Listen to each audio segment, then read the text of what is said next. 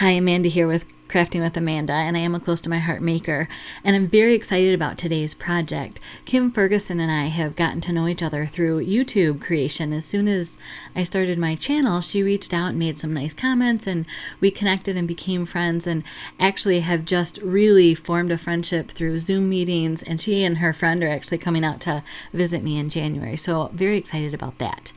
But today we are going to take these Advent calendar files that both of us had cut out and laying around our studio, and we were talking about it and decided that we would each take the project and make it our own. So that's exactly what we're going to do. I know Kim is very excited about what she's doing. I have no idea what it is.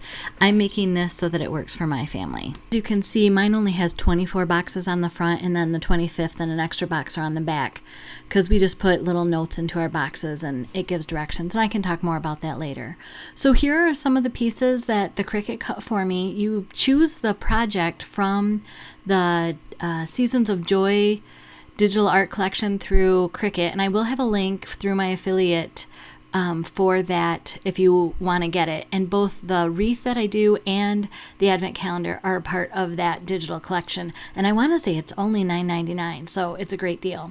But this makes an outside box and then a drawer that fits into it, and that has all of the pieces that are cut to embellish your drawers.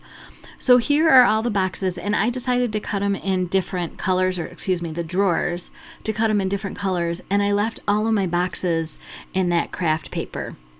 So I'm taking New England Ivy ink, and I am inking the edges of all the drawers. And as I went and did, all 26 of these, because I do have 26 drawers, I found that if I folded the flaps that glue the boxes or the drawers together first, before re-inking it, it just worked out better. And then you can see here how I'm showing that you just put glue on that little lip, and then I use paper clips to hold it in place. As I went along, I found that I didn't necessarily need that if I put the glue on the four corners and then I just held it for a minute. But sometimes I like having it held and it being done. So here are all the drawers and the boxes done. And I'm showing you, this is kind of how they recommend that the layout is. And I took out the second row that had 4 boxes in it and made it into the layout that you saw at the beginning. I'm showing you here that because I have a trunk on this tree, I'll call it, and then the first row of the tree itself is longer than the base, I needed to have something to support those boxes. So I just cut some craft paper at 2 1/4 high, and then I used my cutting ruler here, my cutter, and cut it to size. I just put those boxes right on and then cut it the exact length that I needed. So all of them worked fine with less than 12 inches, except for the last row of 6. And I wanted to show you how I reinforced it so that you don't see it. I made sure that the seams are actually under the box of 3. That's the trunk or the base of the unit. So I just glued that on like I did for the rest of it. And here I am gluing the actual tree parts together. So I have the top that's being attached to the bottom, and I just make sure that it's flush. And with the liquid glue, you have some opportunity to adjust and that. And now I'm pulling out the wreath set that I cut, because I realized I wanted something to go on the back just to hide it, or actually to enhance it. We have kind of an open floor plan, so you'll get to see both sides of this project. So these are the pieces for the wreath that are cut out, and it comes, when you first load it on your mat for Cricut, it comes at 11.5 inches. And I think for this project, in the future, if I do this again for somebody else as a gift, I would make it smaller, just so that I don't have to fill in the edges, and it will take several hours of the work out of this project. As it was, you could do this project easily in a weekend, probably with a couple hours every night. You'd probably need 7 or 8 nights to get it done. It's a 12 to 16 hour project, all said and done, doing it how I did it. If you made the wreath smaller, it would probably, like I said, take off a couple to 3 hours. So definitely putting it in the 10 to 12 hour range to do. I'm showing you I dry fit the leaves just so that I would know where they go and have an idea, and then I glued them down all of what I'll call the holly leaves.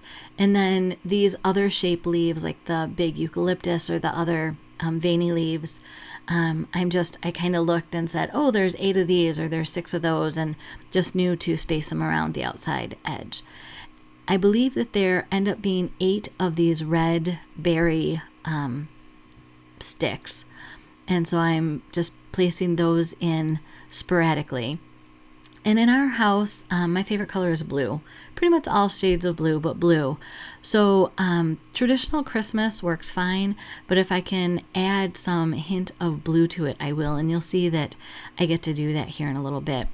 And also when I cut the pieces for the next wreath, I'll call it, to fill in the background, I cut some of those branches in tan, and those really work well.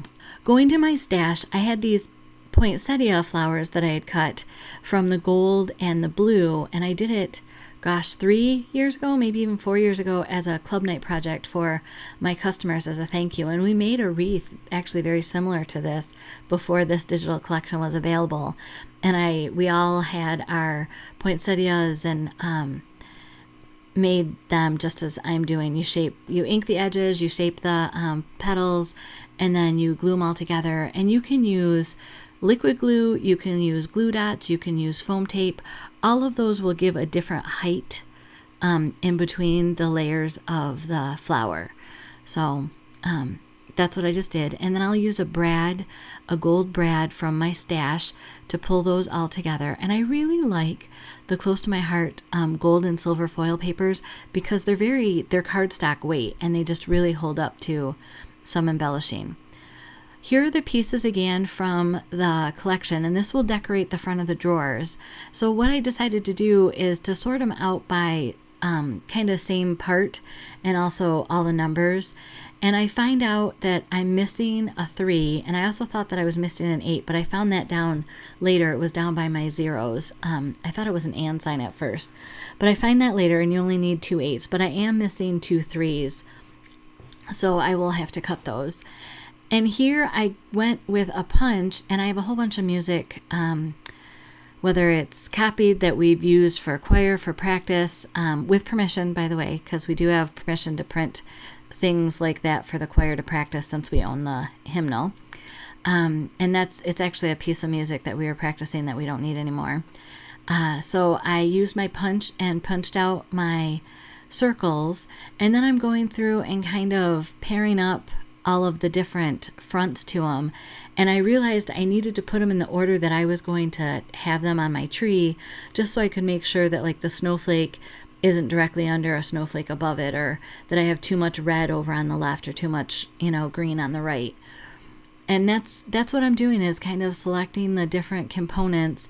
I'm using their instructions as a guide, but not as the end all be all, but it definitely helped me put this together faster. And I didn't really like that all the snowflakes, the 9, the 14, and the 20 were kind of cascaded there. So I added one behind the 16 and just kind of added some balance. And then I'm realizing what I need to figure out, not only that I'm missing the 3s, but also what colors I need to cut them in. And after I pulled the boxes to the project, I'm going through and making sure that the different combinations of colors with the different numbers will work with the color box that it's going on. And you can see that I had to swap off that 16 and make it a little different colors. So here's more of that music. Again, it's from the hymnal, Joyous Light of Heavenly Glory. It's a pretty song. And I realized that I needed to ink the edge of the back of my advent calendar boxes. So the wreath covers most of it, but it actually is too big and it goes over more of it, especially with my design, having the base at the bottom that's only 3 boxes wide. So just something to think about if you decide to take on this project, something to keep in mind. And I wanted to soften the bright white of the copy paper from the music. So I used mocha, I believe. It might have been toffee, but I think I used the mocha ink. And here I'm kind of trying to use my fingers and figure out where I need glue on the back of the wreath that's going to actually be on the boxes to adhere the bottom part of it. And that's exactly what I do here. And then I pull it up a bit and put some glue down. And I'm just trying to make this as sturdy as I can and add glue in all of the little places with all the boxes that are beneath it. And I don't know if you saw, but I put a stamp block and then the toffee ink to weigh down where it was glued on there, because with the shapes of the flowers, it kind of makes it a little harder to keep something on there. And now I'm pulling out some gold embellishments. At first I thought I was going to use sequins, but then I found these gold balls that were just perfect with the gold paper. And now that you're looking at the box side, you can see what I mean by the back of the wreath shows to the front of the box drawer side. I put pearls on all the different boxes. Each drawer gets at least one pearl. And then I'm going to use my Versamat to hold the boxes into the tree segment as I lay it down or pick it up. That's also a big hint. Definitely use that. So then I decided I needed to do something in the bottom left and right corners under the wreath. And along the wreath, there's just too much of the music note showing through. So I decided to do a banner. And actually, Jessica Dupinski, who's also a maker with heart, did a banner for one of her projects that I think it was a scrapbook page. And it just had so many layers of the different little pieces of banner that I decided that I really liked that and wanted to do it on this project. And then I wanted the word Noel on it. So you'll see later how that all comes together. I'm showing you here one more time that I used the scraps from cutting the boxes to cut more of the holly leaves and the other leaves that were from the wreath. And then I also used the craft paper, I couldn't think of the word of it, to cut more of those frond-like pieces.